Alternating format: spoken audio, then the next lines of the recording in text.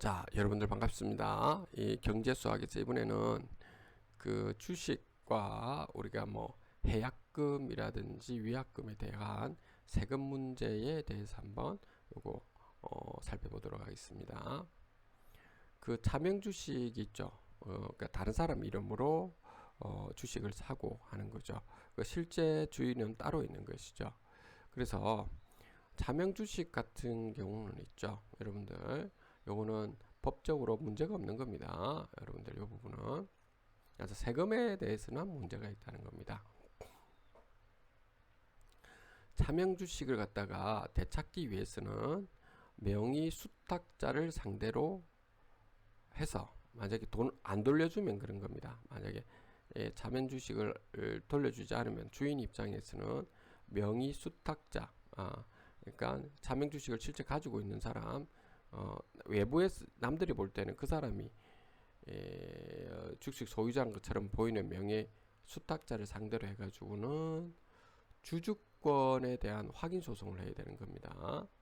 그리고 회사를 상대로 해가지고는 명의를 바꿔달라라고 하는 명의 개서 이행 청구 소송을 하는 것이죠. 자, 그 다음에 이게 차명 주식 가지고 있는 경우에는 각종 세금인데요.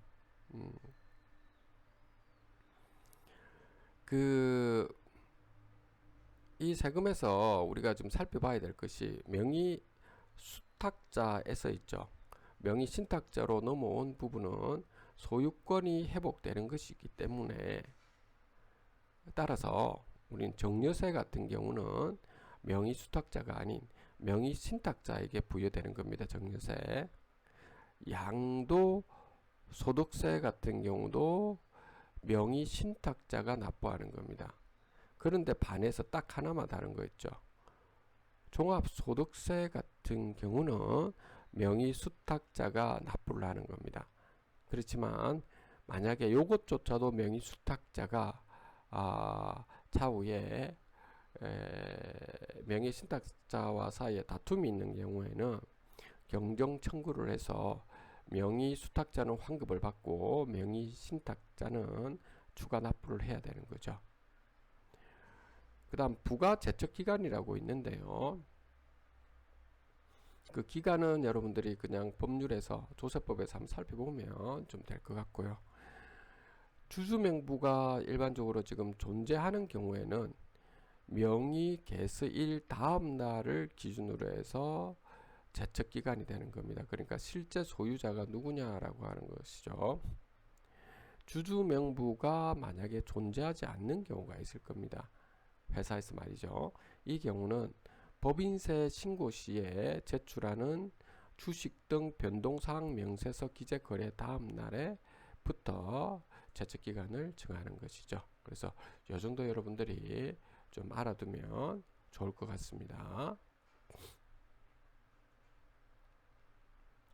다음으로는 우리가 해약금, 위약금 이 부분인데요. 이제 이 부분은 이제 부동산 부분입니다. 이 부분에 대해서 이제 이게 차명 주식 말고 이제 이게 세금 부분인데요. 자, 해약금과 위약금 어떤 소득이냐라고 하는 건데 300만 원이 초과한 경우에는 종합소득세로 반드시 들어가게 되는 거고 300만 원 이하가 됐을 때는 우리 분리과세 또는 종합과세 둘 중에서 하나를 선택하면 된다라고 하는 겁니다. 그 매수인이 매도인에게 몰치당한 경우가 있죠.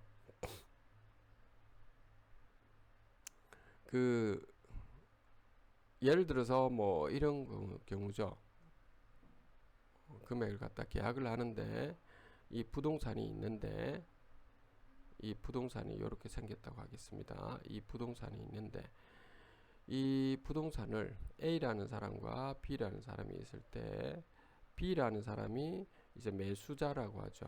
매수자. 그러면은 이 부동산을 이제 처음에는 여러분들 계약금을 걸게 되지 않습니까? 가계약금이라고 하죠. 또는 해약금 이렇게 하기도 하죠. 그래서 요 해약금이랄까요? 가계약금 또는 해약금이죠. 요 해약금을 몇 퍼센트 잡느냐면 10%. 예를 들어서 이것이 3억짜리라고 하면 3천만 원을 잡은 거죠. 3천만 원을 잡았는데 잡아서 3천만 원을 누구한테 준다? 이게 매도인한테 준 거다 이 말인 겁니다. 이게 매도인에게 줬는데 주고 난 다음에 이게 매수인이 생각해 보니까 이거 이 부동산이 나중에 문제 생길 것 같아 가지고 나는 지금 실제 이 부동산을 사지 않을래요 하고 통지할 수도 있죠. 그러면 3천만 원은 날리는 거죠. 그랬을 때 날렸을 때는 매수인은 원천 징수는 할 수는 없는 거죠. 이미 돈을 주었으니까요. 그렇죠. 그럼 원천 징수를 할 수는 없다라고 하는 거고요. 이제 그런데 이제 매도인 입장에서 A 입장에서는 이 부동산 가격이 계속 오른다 라고 하면 나 계약을 해지할래요 라고 해지하면서 뭐죠? 3천만 원이 아니라 6천만 원을 줘야 되죠. 원래 원금 3천만 원하고 그리고 또 3천만 원을 더 줘야 되는 거죠. 그래서 근데 이제 3천만 원 받았기 때문에 아직 이쪽으로 돌려주지 않았죠. 매도인 입장에서는. 그렇기 때문에 매도인 입장에는 원천 징수를 할 수 있다라고 하는 겁니다. 근데 법인을 제외하고는 원천 징수를 하는 건데 예를 들어 볼게요.